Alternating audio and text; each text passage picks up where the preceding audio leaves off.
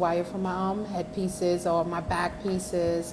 I also use felt to make sure it's sturdy. Sometimes cardboard to make sure. It depends on how the size of the headpiece or the size of the backpack.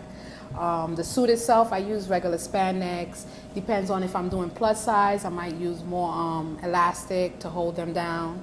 But usually I use wire. I don't know, what do you use, Daryl? So for me, a lot of the headpieces I use are welded. So it is sturdy and everything like that.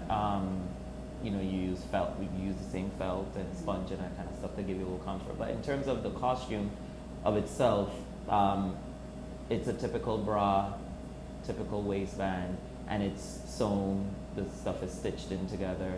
Bands would glue them together. They would, they still do.